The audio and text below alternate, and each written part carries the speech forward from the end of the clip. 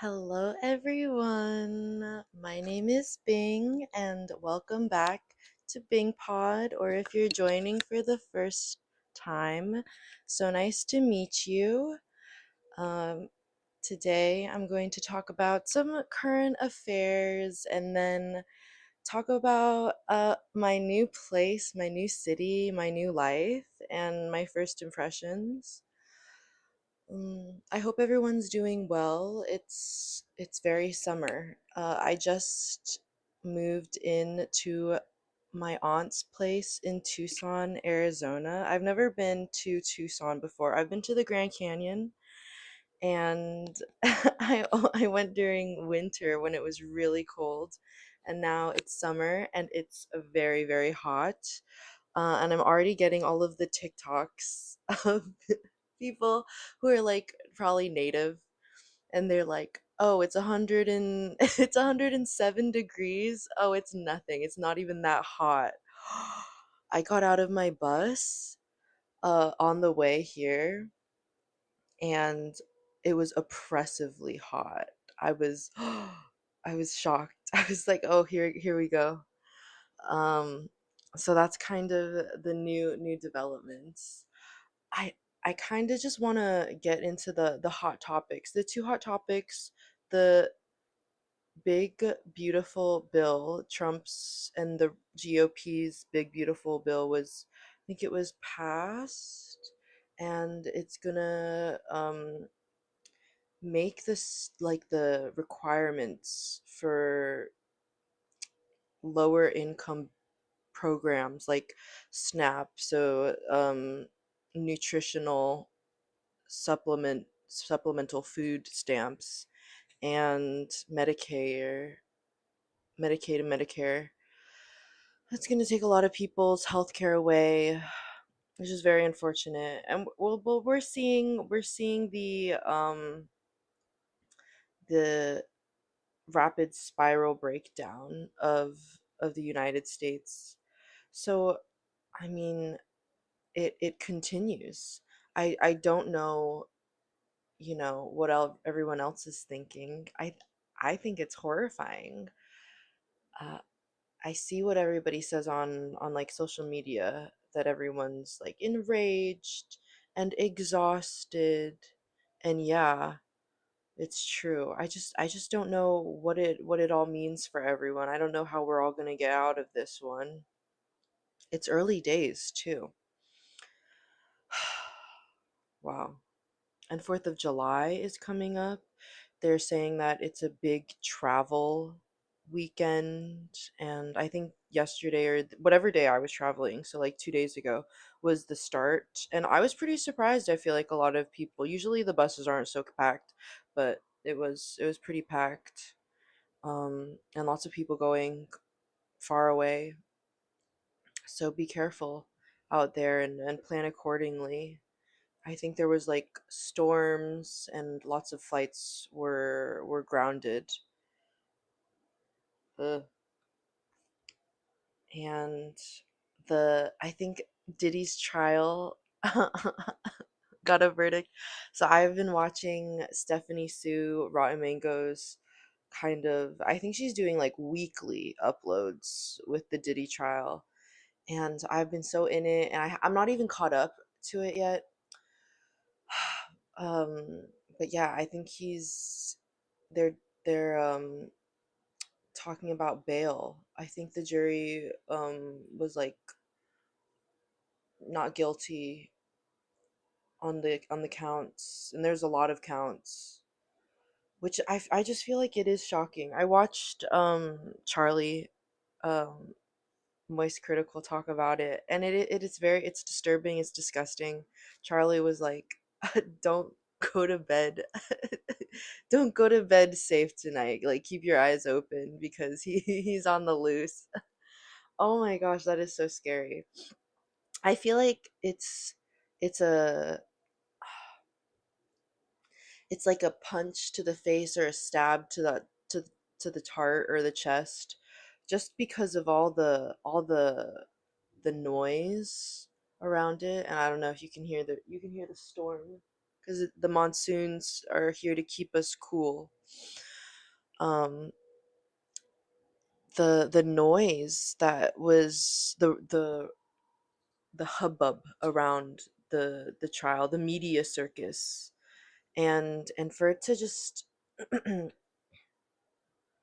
not, I mean, we talk about expectations and not having them, but oh, he needs to be in jail. And the fact that he's set to walk free is disturbing, and I feel bad for everybody involved. I can it's very, very disturbing. And I'm sure a lot of people have already said, people who are victims of these types of crimes know that the system doesn't work for them. It's just so unfortunate. Yeah, so I've learned so much against my will about the trial and about the freak offs and all of the, you know, celebrity drama. And now it's just over. It's just so strange. It's just so weird. He really shouldn't be allowed outside, I think. So I don't know what everyone's gonna think. I mean, I'm sure there are gonna be documentaries.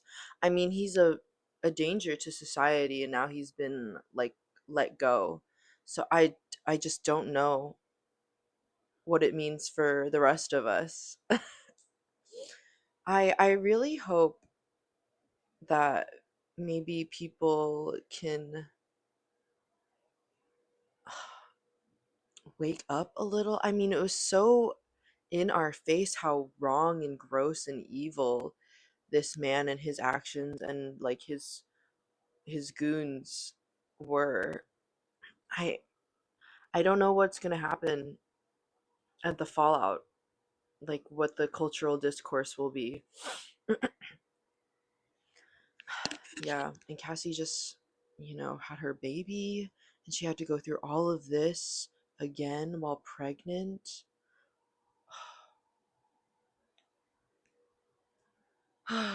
It's devastating. It's a punch to the face. It's more than a punch to the face. It's just, it's not right. It's not right what's happened. I disapprove. The storms disapprove too. Yeah, so I'm in Tucson now. Tucson, Arizona. It's boiling hot. I already miss the cool ocean breeze of San Diego and the parks and the beaches, just being able to be outside, because I think that's not happening around here. It's like hot and dirt, and it's not um like a dense city. It's like, oh, you have to get to somewhere. And we were out yesterday. It was my birthday, yay.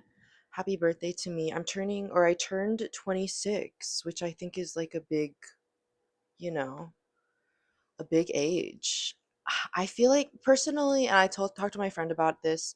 Personally, I don't really subscribe to ages, uh, and the meanings that people are like, oh, you're 30, it's over, like life's over for you. Like that doesn't make any sense to me. I told my friend, first of all, youth hostels go up to 35. So youth hostels, like internationally, you're bunking with dirty strangers in like a concrete cube, and you're sharing these showers, and everything's covered in sand, like, and that's what youth is. So I feel like, especially maybe in the West, maybe especially in America, like people are out of college at like 22, 24, and they're married, and then they have two kids, and then that's life. I feel like that's just not it. That's just silly to me. um so yeah, I'm 26. I'm officially over the mid 20s, or I guess I'm still mid 20s. I don't know, mid 20s, late 20s. And who knows? I mean, who knows what's all going on and what's all going to go on. I'm still like kind of settling in. I'd I've been talking to my aunt about, oh, am I going to like still look for some sort of traditional work? And I'm not closed off to it. I'm applying. I've applied, and I feel like I'm capable, I'm competent, I have a good strong resume, I have necessary skills. I just think that it's a difficult job market. We talk about the advent, the um not disturbance or destruction, but the disruption of these industries due to, AI and Trump and tariffs and, geopolitical relations or whatever. And I don't know. I can't rely on the traditional job market, I would say, or the traditional career path. So I wouldn't put all of my eggs into one basket. That being said, Tucson could be a good place to explore more. I do feel like I know San Diego so well that it's not like fresh to me anymore. Like it was fresh when I got back from my gap, but I've been there for a while, and yeah, it was not easy saying goodbye. I feel like I was just getting used to being on my own and kind of living my own lifestyle as an adult, not in university or like, hopping around, like some sense of stability, or what the settling down, or whatever people say. And I guess it just isn't going to be forever, and that's okay. I'm not like opposed to returning to San Diego. I still have my stuff in storage. I still have family out there. So I'll get over there eventually. I just don't know like in what capacity.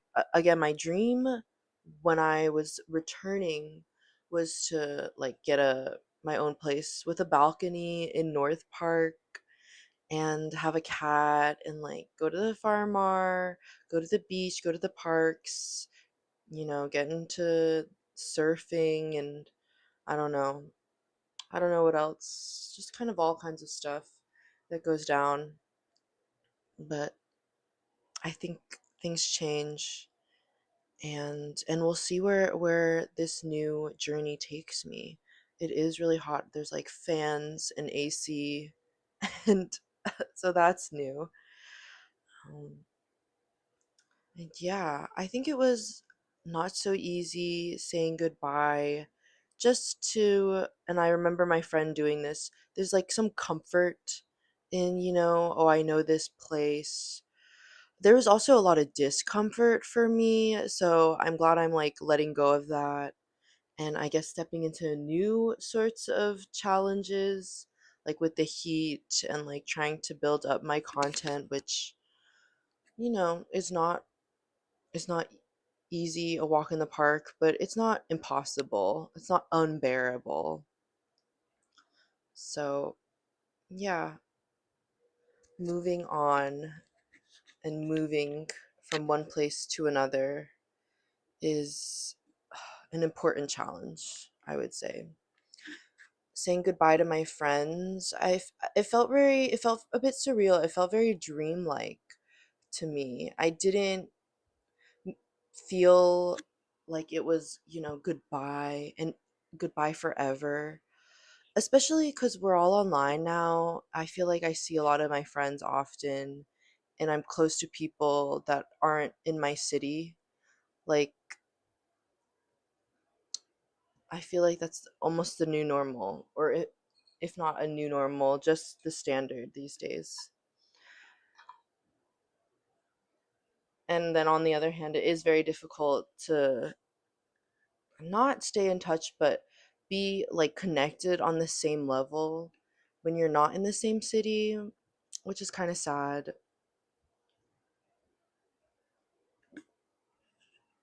I definitely think I'll have to go back to San Diego to help my mom out. She's going through surgery like for her mobility. And then I think my friend's having a birthday in December. So that's really exciting. The big 21st. When I was 21st, when I turned 24, well, I can't talk. When I turned 21, I I think it was like the heat of the pandemic. So I think I did, yeah, I think it was 21. I think I stayed in San Diego. I think I did like a Coronado thing. I think I'm often in Coronado. And then I think I did like a 22nd or maybe like a delayed 21st in Vegas, which is the move, but is it really the move? I feel like Vegas is a little tacky. Vegas is hot. Tucson kind of has been reminding me of Vegas because Vegas is hot, and then it's the desert, and then it's like all of the casinos. It's they're blasting the AC on the inside, so all of the heat gets pushed out. So if you're on the street, oh, it's so hot, and then you're drinking, so it's even worse. And it's usually during the daytime. Oh my god. Yeah, I would go back to Vegas. I think if I went back to Vegas, I would like do it, and I always say this, I would do it much more properly than I did it because I've stayed off the strip, which is fine, but I think you should stay on the strip. And then I did EDC, which is like, you do what you can for EDC. Um, yeah, which I think is happening around, I think it's happening again soon. I forget when it happens. I think it's May. Or no, right now it's, oh my god, it's July. The heat's like frying my brain. I can barely even think these days. Yeah. Mm, I think Tucson is a very artsy place. I'm interested in learning about the history. I can tell by the maps because I like looking at all the Google Maps. There's a lot of like reservations around here. So I think those kind of ties are very strong. Those roots go deep. And then today, my aunt works the campaign. I think there's um, Adelita for Congresswoman. So that campaign and the elections are heating up, and it kind of reminds me of when I was working at the registrar of voters, just the circus that is the election season, and the chaos and the running around and the paperwork and the calls and the voters, oh the voters.